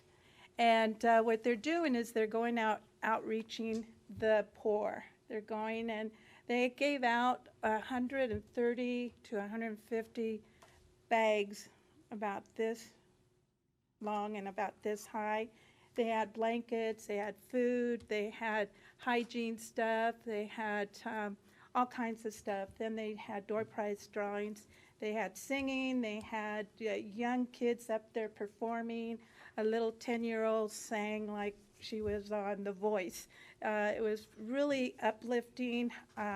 It was long, but got to meet some of their leaders, and they really want to get involved in the community. Three of them have moved here in Auburn, over by the Lakeland area, and they just fell in love with Auburn. So that was one of my events that I went to. Then on the 18th of January, I went to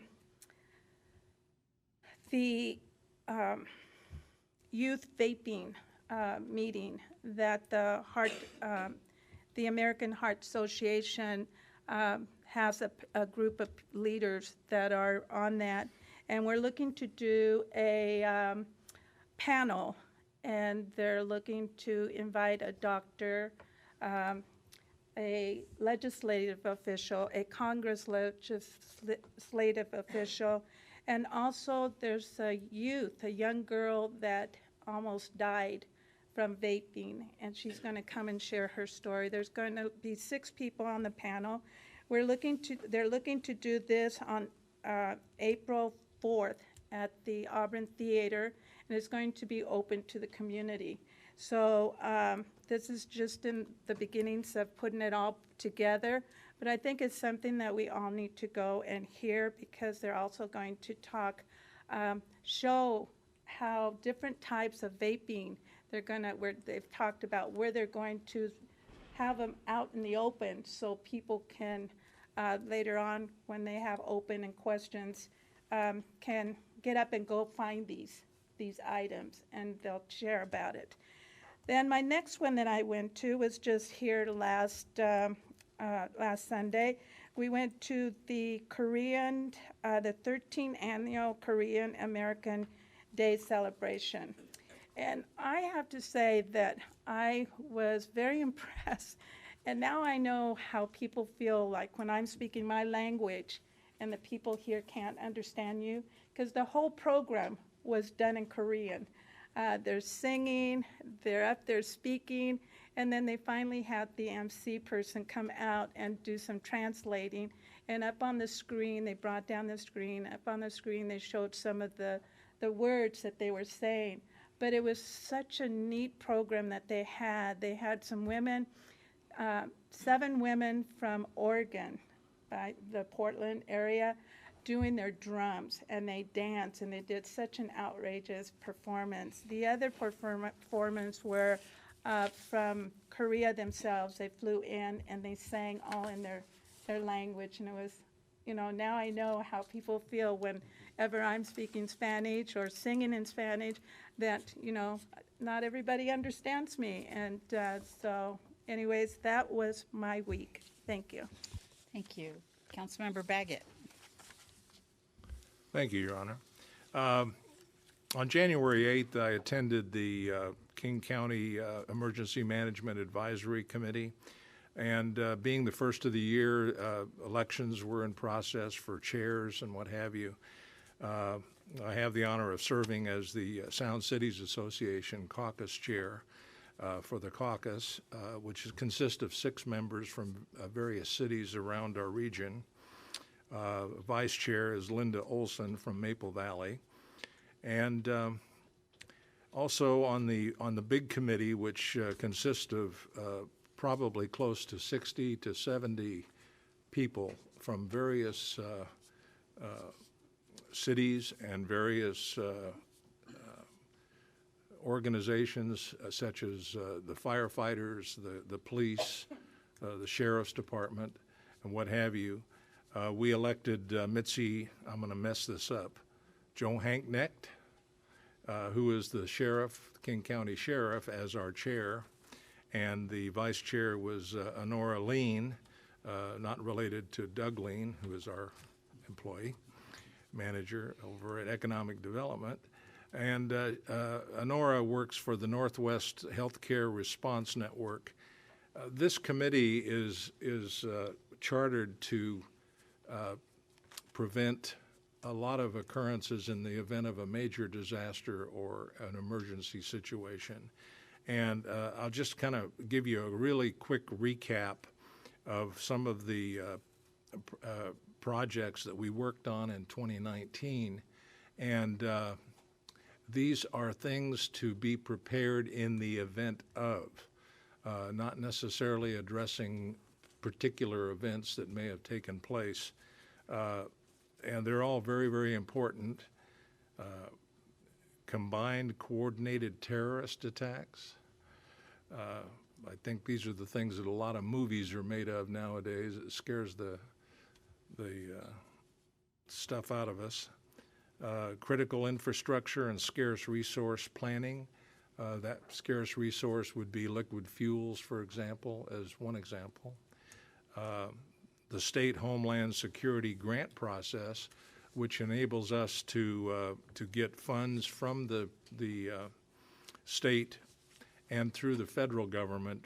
Last year, we spent about $1.6 million on that, and those funds were used and distributed throughout the various cities for equipment and supplies to provide for our firefighters, for our police. And also we have, and I've mentioned this one before, even though it's kind of out there, Cascadia Rising 2022. I mean, it sounds a little far off right now, but they did the Cascadia Rising here back in 2016, and that involved over 20,000 people participating in that exercise. And this was statewide. And we found a lot of problems, a lot of gaps in some of the areas around our state. Things like bridges collapsing, roads that were inoperable, you could not drive on them, and probably a loss of life of maybe in excess of 14,000 people. That would be an exercise. Now, we've got another one coming up in 2022 that they're just now preparing for and getting ready for, and this will probably involve even more people than we did before. Our city is deeply involved in this, and we're looking forward to participating in it. Also, catastrophic planning, threat hazard identification and risk assessment, stakeholder preparedness reports, and the list goes on and on. So this is a committee that's made up of a large number of people, as I mentioned, and we're looking out for all of us here in our region within King County. Thank you. Thank you. Councilmember Stearns. Thank you. I just wanted to thank you for appointing me to the Water Resource Inventory Area number 9. As you all know, that was really important to Councilmember Pelosa, so I hope to pick up, try to fill his shoes and pick up where he left off. I would say just thanks to John again for that MLK quote. Another one that really means a lot to me is at just towards the very end of his life, the mountaintop speech, and he said, all we say to America is, be true to what you said on paper. And he was talking about the Constitution. But, as a Native American, we have other pieces of paper that mean a lot to us, our treaties. So that means a lot to Native Americans as well. And I did have the chance to go to the Federal Way MLK Day celebration yesterday, and it was really outstanding. So that's all I got. Thank you. Thank you. Councilmember Malinga. As of yet, I don't have any committee meetings, but I will be at the City and Schools Forum tomorrow night, and I will be a judge on the Miss Auburn pageant this coming Saturday, so I'm very excited to get a report out on that next week. Thank you. Excellent. Thank you. All right, a couple of items. On Friday, January 10th, along with Director Tate, we met with Mayor Ralph from Kent to discuss the Bridges annexation. For those of you, you should be familiar with that area up on Lee Hill. That is Kent watershed property. They have an Auburn address, and there has been some discussion in the last year and a half about annexing that, de-annexing from Kent and annexing into Auburn those neighborhoods. One might think that it's a very easy process. You simply de-annex and then annex, and that is not the case. There are a great number of issues to be considered, including zoning, as well as the condition of the property that we would be annexing in. And so those discussions are ongoing. I didn't want anyone to think that we had forgotten about that. The discussions continue, and we will keep you posted on how we are progressing. Later that evening, again with Mayor Ralph of Kent, we attended dinner at the Japanese Consul General Yoichi Yamada's home up in Seattle. Both Auburn and Kent have the same sister city in Japan, Tamba, and since Mayor Ralph and I had recently visited Tamba, Consul General Yamada wanted to invite us to talk about our impressions of Japan and what our thoughts are of improving relationships and trade opportunities between the Hyogo Prefecture, which would be considered like the county or even state, probably more county, like King County would be. Tamba is in the Hyogo Prefecture. And so it was a very interesting evening. We had a traditional Japanese dinner that included some raw fish, but it was delicious, and it was a very enjoyable evening. On Wednesday the 15th, I attended the Sound Cities Association, or SCA, as many of you have cited tonight, the Board of Directors meeting. And I am honored to continue to be on the Board of Directors this year. At that meeting, they appointed me and Council President from Renton, Ed Prince, and Redmond Mayor Angela Burney to the newly formed Regional Homelessness Governance Model, or Regional Homeless Governance Board. As you know, for the last year and a half, I've worked a significant amount of time on ensuring that if that model went forward, that there is a sub-regional approach and that not everything comes out of how Seattle does things, but that it is critically important that we know what works in the Auburn area. We are working in that regard, and we want to ensure that we have the right and the ability to work in that vein. And so I'm looking forward to the first meeting, getting things going on that. And then all kinds of different events going on in the city. On Thursday, the 16th, hosted the Buena Vista school visit from about 37th and 8th graders from South Korea. And always fun to, we hosted in here after they got to sit in police cars and talk with our police officers, who are always a hit.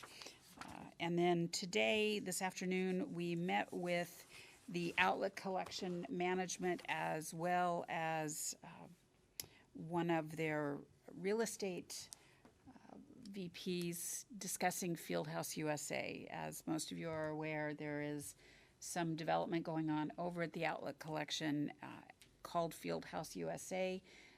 We are the first expansion out of Texas onto the West Coast for that company. And in Texas, they currently experience greater than 1.5 million visitors each year. Fieldhouse USA has the capacity and ability to host NCAA events in things such as volleyball, gymnastics. So we are very excited that they will be opening this year, as well as the second phase of expansion that will include hotels and more restaurants and retail at the outlet collection. So there's a lot of excitement on the horizon for us in that regard. And since everyone has been talking about Dr. Martin Luther King Jr. today, I also have one quote. It's hard to select a favorite quote from the gentleman because he had so many wonderful remarks in that short 39 years of life. But one of my favorites is, "Darkness cannot drive out darkness, only light can do that. Hate cannot drive out hate, only love can do that." And it was true then, it is true now, and we need to continue to fight to ensure that his death was not in vain, and that we are doing everything we can in our community to ensure the success of everyone. Ms. City Attorney, I believe we have need for a closed session this evening, is that correct? That is correct. We'll have a closed session under RCW 4230-140. And there is potential action as an outcome of that meeting. Do we need to declare our time limit or time that we will be in closed session? Yes, if you could provide a estimated time for when we'll be in closed session and then when we'll resume the open session. All right, 15 minutes, or should we start with 10 and extend if we need to? Do you think, Candace, what do you think? I think 10 would be fine, and then we can extend if we need. All right, we will adjourn to a closed session. Council, we will go back in that room.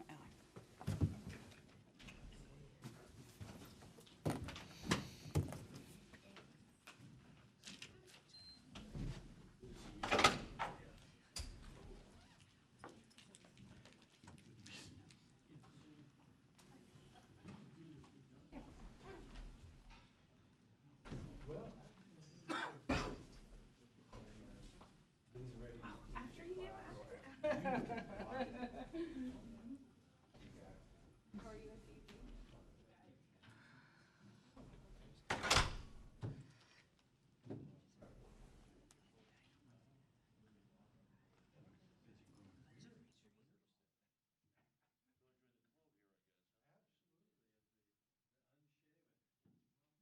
Well, that's what happens when you.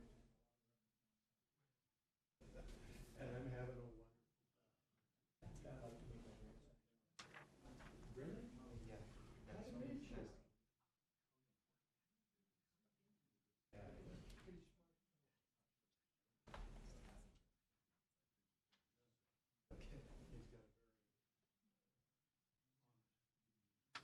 Yeah, he's pretty smart. Okay, he's got a very honest. I appreciate that. Oh, that.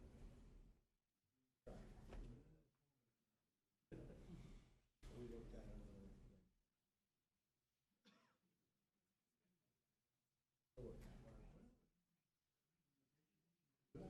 Yeah, and you're good at it. Only so much sticks.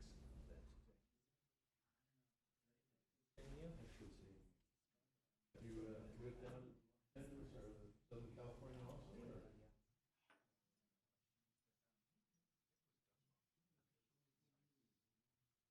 Hey, take care.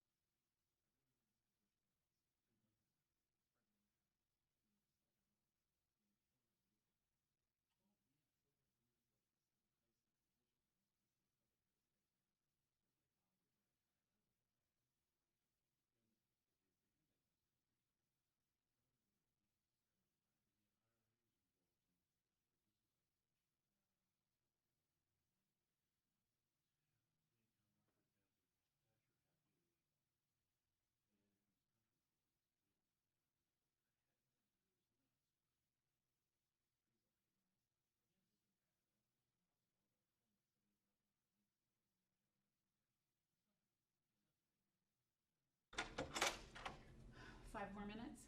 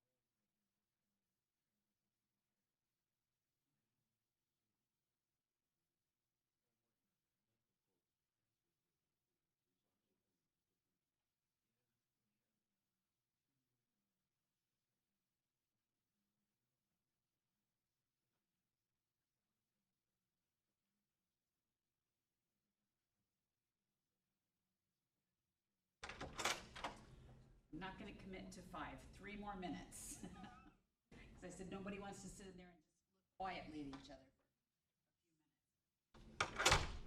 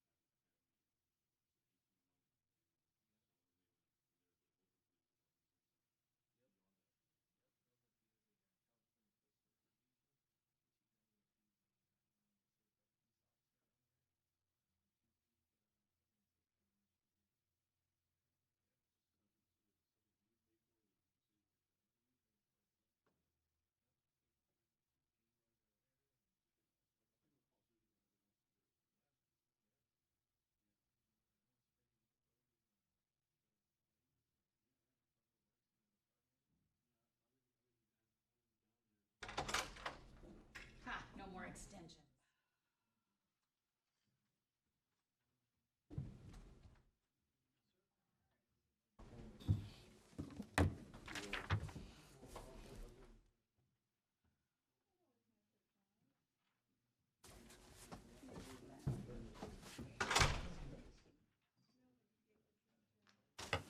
Oh, nice.